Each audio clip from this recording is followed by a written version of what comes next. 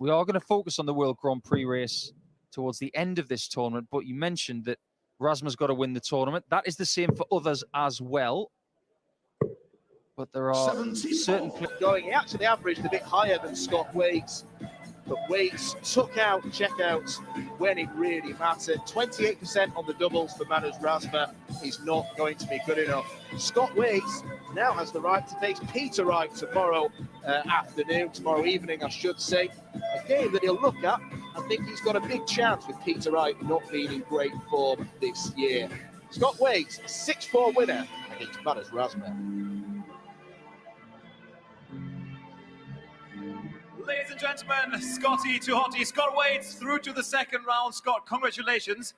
At 5-2 up, we thought, okay, Scott's going to do this now. He's going to walk off stage soon. And then we could tell by your reaction when that winning dart went in. It got a bit too close for comfort towards the end. It did. Madars started playing darts then like he can do when he started coming back into the game. So I knew exactly what we were up against when that happened. And you know what? That 82, it had to go. Because if not, that's going to be 5 apiece. There's a lot of pressure on the last leg then. It definitely is. I think the decisive factor, not a lot between you two as far as the averages went there, but the decisive factor, especially early doors, the doubles. You hit them, and Madars missed a lot of them.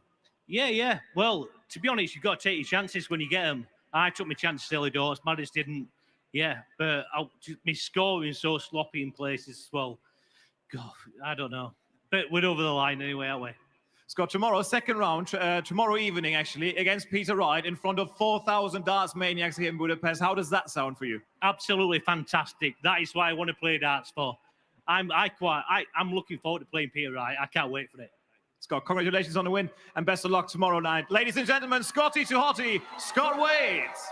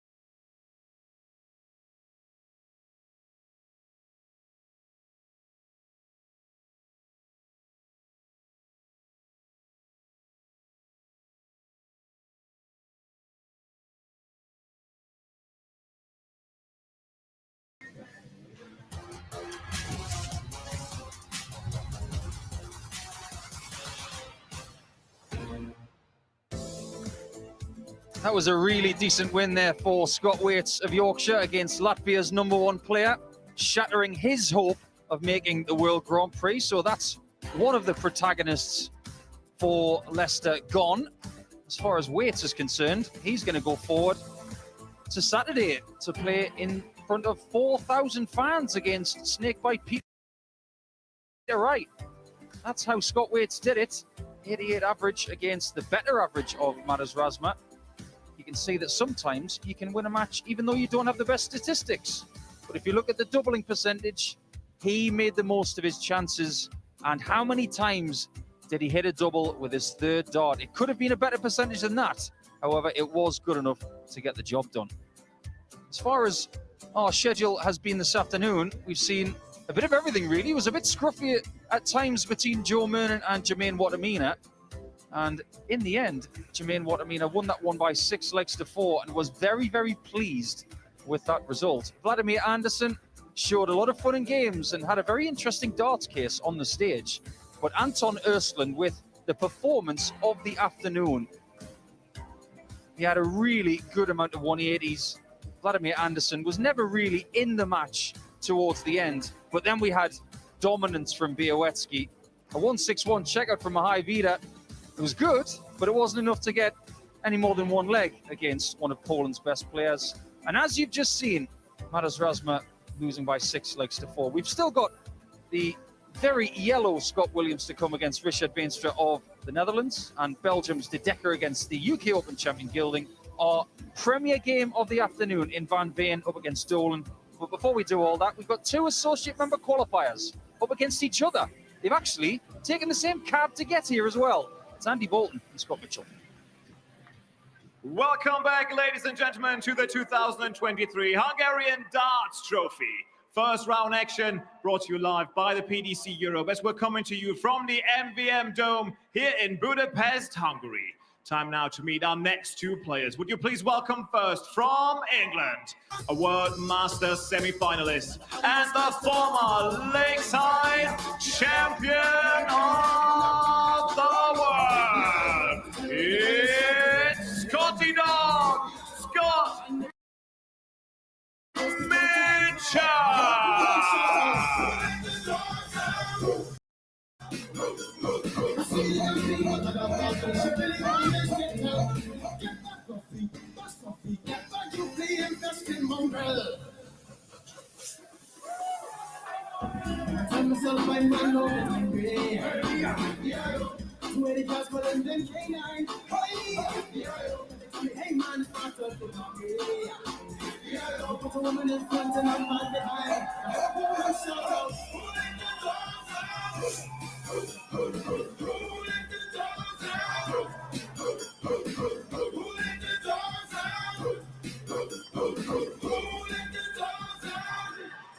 And his opponent from Scotland, a winner on the Challenge Tour, a European Tour semi-finalist. Time to welcome X Factor, Andy Boulton.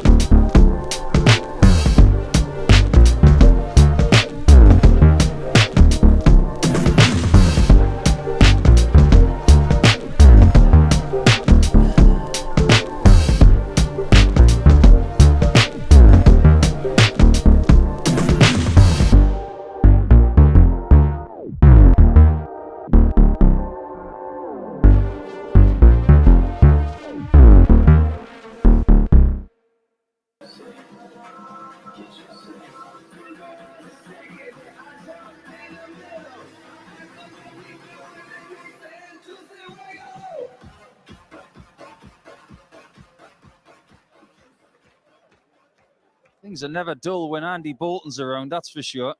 He always seems to get the crowd going. He would love to be part of Saturday, just like Scott Waits, his old pal from England. But Scotland's Andy Boulton will take on the former England captain in Scott Mitchell in what is seen as one of the most surprise weights for a European Tour debut in history. But there is what Andy Boulton's all about pre-darts. Now we're about to see what he does on the hockey. But these guys have waited 124 days for this game because they qualified for this tournament on the 21st of May. A long time to wait, but not as long as the wait that Scott Mitchell's had for this debut. He had a tour card for 2 years and didn't qualify for a European Tour event. And now that he hasn't got one, he's got into a European Tour event. So welcome, Scott Mitchell. It's great to have you here. But now, let's see what you can do. Your thoughts, Dan Dawson, as we go into the second half of play. Well, just before we get going with this particular game, I'll give you a little bit of an insight into how things work behind the scenes in the world of darts. Now, you know, players have walk-ons and they come on and they do their thing. And sometimes those walk-ons are a little bit longer, a little bit shorter, depending on the tune, depending on what the players are doing and whatever. Dirk van Duijvenbode, for example, nowadays, such is the action in the room that they let that run a little bit longer just so you get the second drop on the music. Andy Boulton has had an absolute marathon walk on there because the truck full of Dutch people who make this show are basically all Andy Boulton super fans and just want to see him do that rather disconcerting jiggle thing that he does as much as possible. So if you're wondering why there were so many lingering shots, that's why. Blame it on the Dutch. I always do. But we have a former world champion in Scott Mitchell, who, as you say, is making a Euro Tour debut, against Andy Boulton, a man who I've described many times as a journeyman darts professional, but that is damning him with, you know, faint praise. The man is there's a reason he's been around for so long.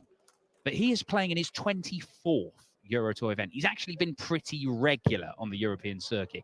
It is mad that Scott Mitchell has not played on this circuit until now. But they have played each other 9 times before. They've been running into each other, just never on a big stage like this. Did each other twice on record from earlier in their career, but over the last 3 seasons, a little bit more. They have been running into each other a lot on various tours.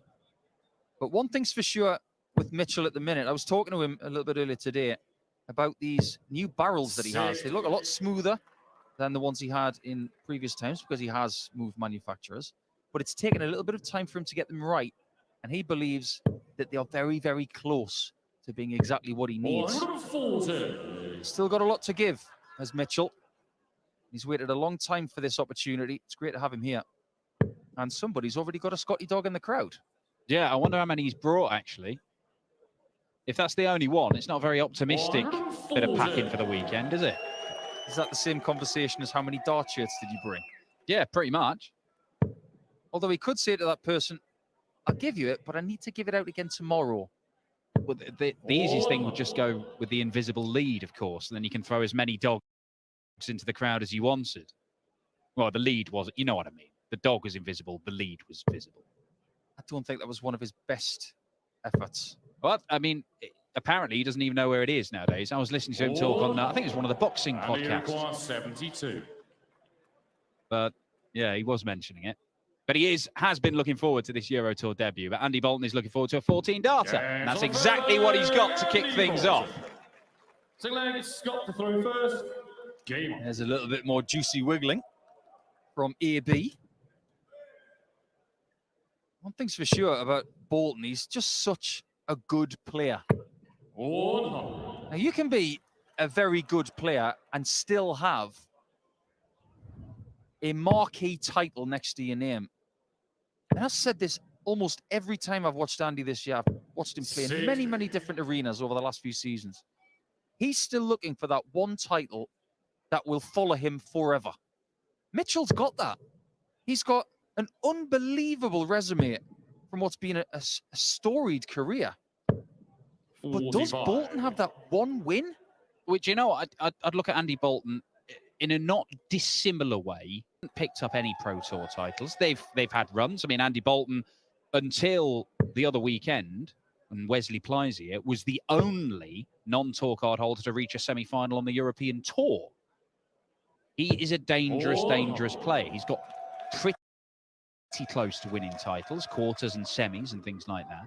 But of course, Hendo's got that World Cup win with Peter Wright. Admittedly, a World Cup that maybe John Henderson, I say, shouldn't be at, but he had to see Gary Anderson step aside to allow him to play in it. Yeah, Andy hasn't had that opportunity to do that. Hey, that is a disgusting dart.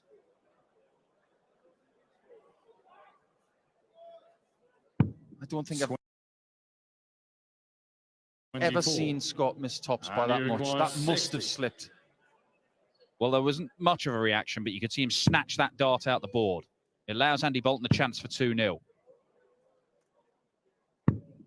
He does not take that chance. Well, Mitchell feels a bit sick about the shot at tops, but I guarantee you this, Andy Boulton feels just as sick because he's missed his opportunity of making him pay for that miss. You don't see Mitchell down here very often because he's very much a tops guy.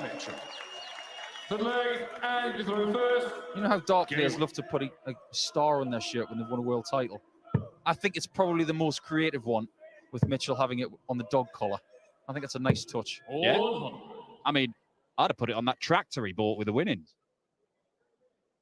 Still works as a farmer. I mean, that is astonishing. If you know how much graft goes into being a farmer, to be able to still juggle that and play the amount of darts that he's done. And play to a good standard. I thought he was rather unfortunate during his 2-year tour card spell. He seemed to get drawn against Gerwyn Price in the first round over and over and over again, and he ran him extraordinarily close on a number of occasions.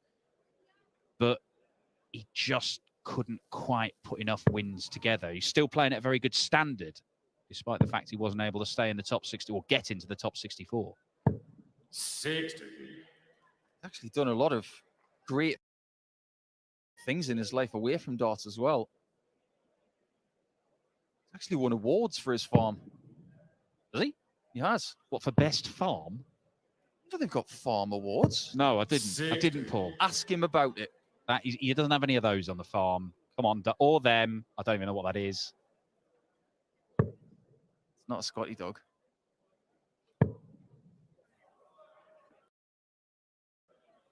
Not just been getting used to new darts as well. It's new flights and stems. It's been a drastic change. And you might think, yeah, his equipment's not that different to what it was like previously. But when it comes to intricate dart players, it's a big thing. And with Boulton, the one thing that hasn't really changed in his career is this equipment. It's been steady away the whole time. Bulbous, heavy barrel, with a little bit cut away to the top. Standard flight, medium stem. It's never changed very much at all. I think that's it. Changing equipment is different for different players. Some players can, and it doesn't cause them a problem. Other players, particularly ones who are sticking with the same gear year after year after year, they find it very difficult. The thing about Chris Dobie at the minute, his transition to his new equipment's been really good. Whereas if Andy was to change his barrel, I think it would take time. Oh, that was particularly inviting for Mitchell. Now an invitation for double 13 for Boulton for 2-1. Right-handers who are right-eye dominant love double 13. Because it's right down the line. Well, Andy Boulton, double 6 and double 13 on that right-hand side of the board have both gone first time of asking. Double top and double 10 are the ones that let him down in that second leg. It's going to be a fascinating end to our schedule here in the afternoon.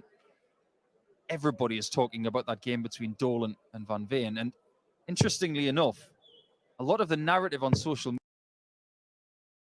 media over the last 24 hours has been 55. Oh, Van Veen's got a tough draw with Dolan. But don't forget about it the other way around. Dolan wants to do stuff too. He's got Van Veen. And he's not. He's in a very precarious position for the European Championship, is Brendan Dolan. So winning that game would be a massive step towards getting to Dortmund, which I realise is not the big TV tournament that is on everybody's mind this weekend, but it is very soon. It's only this weekend and the final Euro Tour in Hildesheim.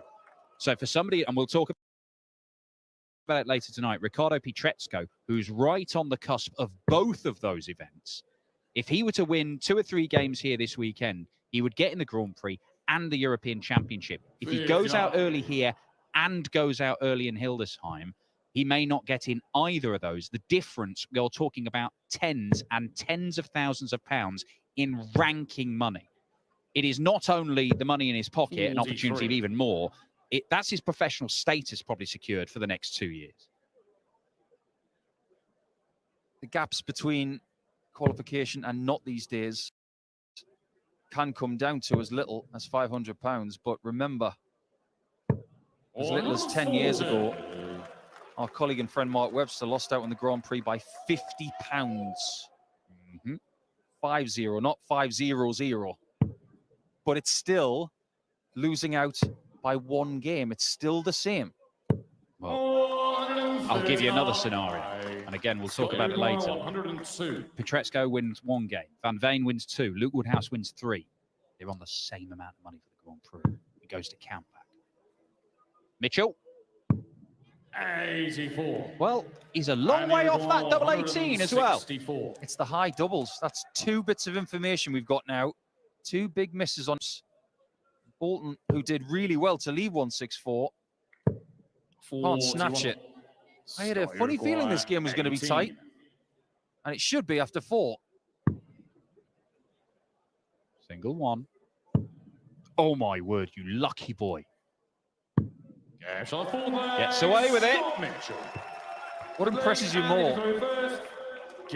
The fact that he hit the double 4, or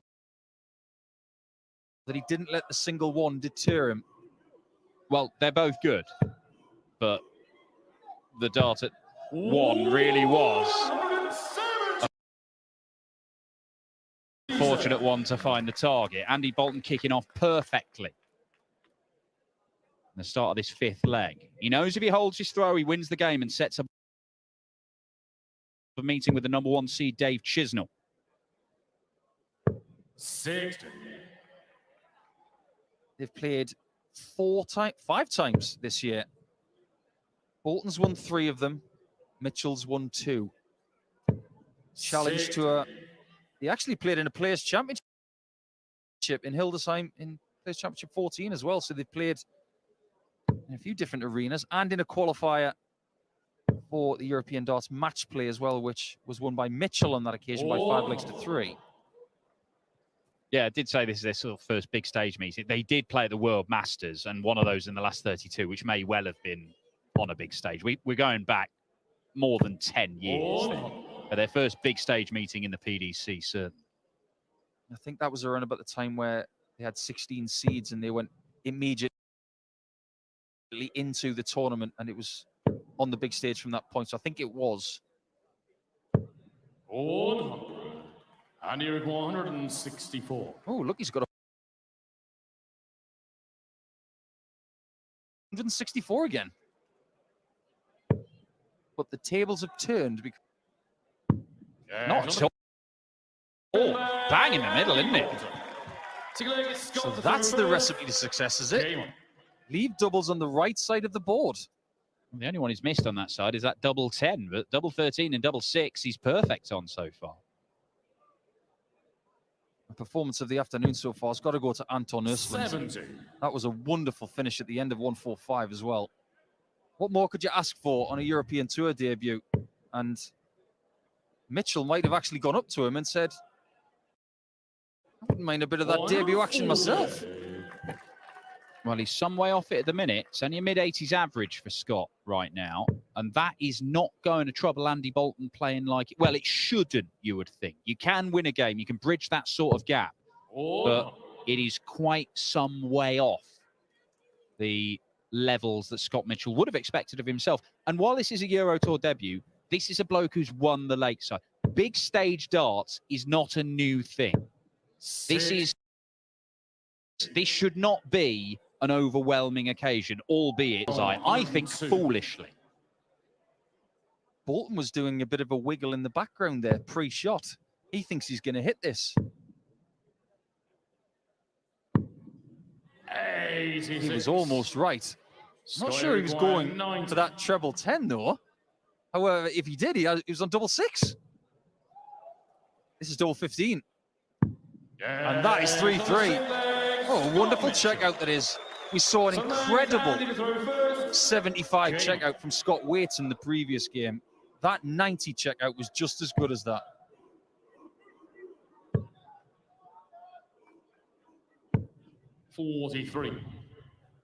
Yeah, enjoyed it. Probably the standout moment in this match from Scott Mitchell. He's winning legs, 20 darts, 18 darts, 17 darts. They're not great, but they're getting better.